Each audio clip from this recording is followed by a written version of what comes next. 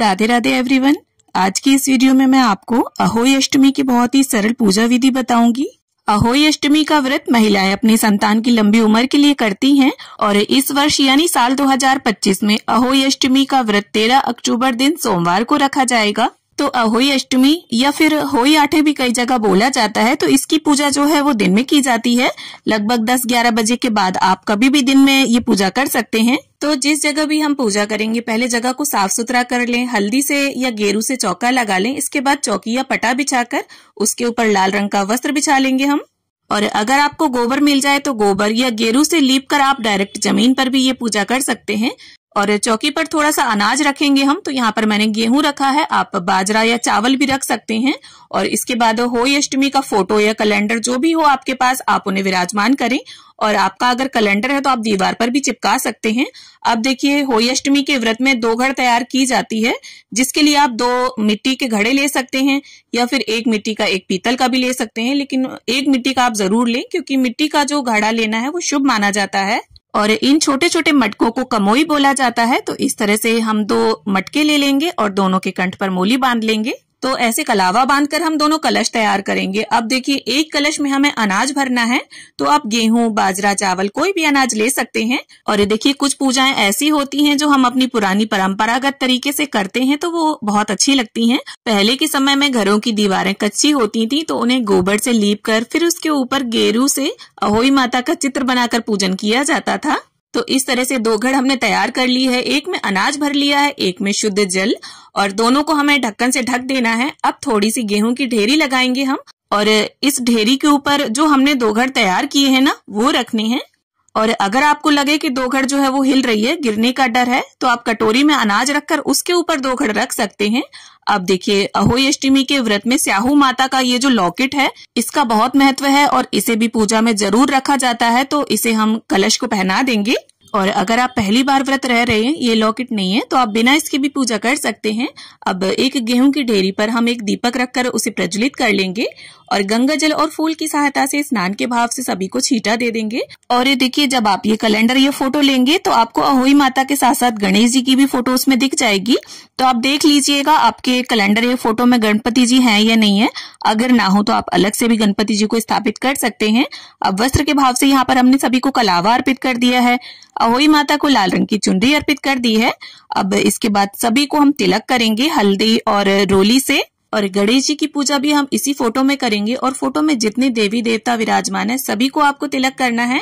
और साथ में ये जो 2 घड़ हमने रखी है इसे भी टीका करेंगे। और स्याऊ माता का ये जो लॉकेट है इसे भी टीक लेंगे, और साथ साथ दीपक को भी।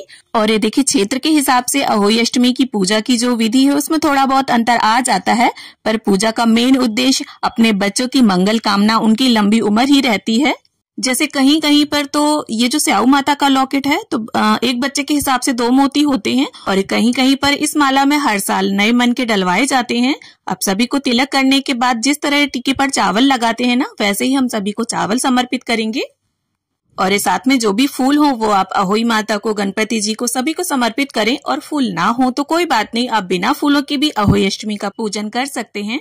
अब देखिए, आपके घर पर जो भी पकवान बनाए जाते हो, पूड़ी, पुआ, गुलगुले, हलवा, जो भी बनाया जाता हो उसे आप तैयार करें, उसका भोग समर्पित करें। तो यहाँ पर मैंने गुलगुले का भोग अर्पित कर दिया है। इसके साथ ही हलवे का भोग हम अर्पित करेंगे, क्योंकि अहोई आटे में शीरा यानी सूजी का हलवा जरूर चढ़ाया जाता है। कथा की किताब में भी इसके बारे में लिखा है। अब देखिए, मौसम में आने वाले जो भी फल घर पर उपलब्ध हो उनका भोग समर्पित करें, और हो सके तो हरे फल अर्पित करें। तो यहाँ पर मैंने सिंघाड़ा, सेब और केले का भोग अर्पित किया है। अब देखिए, क्योंकि ये पूजा दिन में करी जाती है, कहानी दिन में ही सुनी जाती है, और बहुत से लोगों के यहाँ शाम के समय पकवान बनते हैं। तो अगर आपके यहाँ भी शाम को कढ़ाई रखी जाती है, आप गुलगुले और हलवा अर्पित ना कर पाए, तो सुबह के समय आप गुड़ या बताशे का भोग अर्पित कर सकते हैं। और जो भोग आपने अर्पित किया है वो सभी थोड़ा थोड़ा 2 घड़ के ऊपर रखें। अब देखिए, हमें बायने के लिए वस्त्र लेने हैं। तो जो भी आपकी सासू माँ पहनती हो, साड़ी या सूट, उसे ले ले। और अगर सासू माँ सुहागन है तो कुछ श्रृंगार का सामान इसके ऊपर रखें। और साथ में कुछ दक्षिणा जरूर रख दें, इससे बायने में अगर कोई कमी होगी तो वो पूरी हो जाएगी। अब हम कथा सुनेंगे, जिसके लिए 1 लोटा शुद्ध जल भरकर हम चौकी पर यहीं रख लेंगे। और इस पूजा में देखिए कथा का बहुत ज्यादा महत्व होता है, तो अपने सीधे हाथ में थोड़े से गेहूं के दाने लेकर हम व्रत कथा पढ़ेंगे। और व्रत कथा की किताब में सारी जो विधि है वो दी हुई होती है, तो इससे आपको ना पूजा के लिए बहुत आसानी हो जाएगी।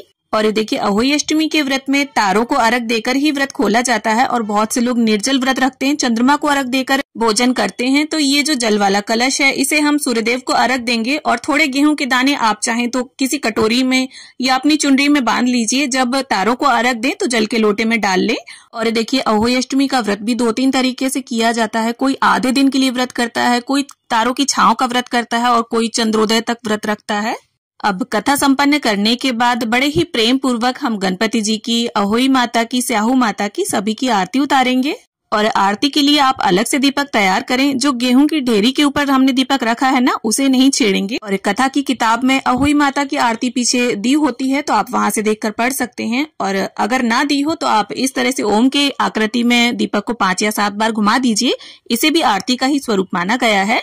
और आरती में पहले गणपति जी की, फिर अहोई माता की आरती गाइए। और सीधे हाथ में थोड़ा सा जल लेकर इस तरह से हम चौकी के आसपास फिरा देंगे। पूजा का आचमन करेंगे, हाथ जोड़कर अपने संतान की लंबी उम्र की कामना करेंगे। और देखिए पूजा के बाद आप ये साड़ी, बायना और ये जो भोग प्रसाद है, वो सभी सामग्री अपनी सासू माँ को दे सकती हैं। उनके पैर छुएं, उनका भी आशीर्वाद लें। और ये जो 2 घड़ हमने रखी है, इसमें से जो अनाज वाला कलश है उसे आपको दान करना है। और जो जल वाला कलश है, तो बड़ी दिवाली वाले दिन उसके जो जल के छींटे हैं वो पूरे घर में लगाइए। इसके बाद हमारे यहाँ उसके जल से, जो बचा हुआ जल होता है, उससे बच्चों को नहलाया जाता है। और देखिए क्षेत्र के हिसाब से कलश को उठाने का जो समय है वो भी अलग अलग होता है। कहीं पर छोटी दिवाली, कहीं पर बड़ी दिवाली, और कहीं पर भाई दूज या फिर गोवर्धन वाले दिन इस कलश को उठाया जाता है। तो जैसा भी आपके आसपास का या आपके घर का रिवाज हो, वैसा आप करें।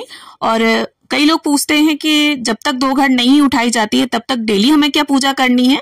तो ऐसा नहीं है। पूजा देखिए आपको अहोई अष्टमी वाले दिन ही करनी है, सिर्फ एक दिन ही पूजा की जाती है। बाकी जिस दिन भी आप 2 घड़ उठाएंगे, उस दिन आपको अहोई माता को और स्याहू माता को घी गुड़ का भोग अर्पित करना है।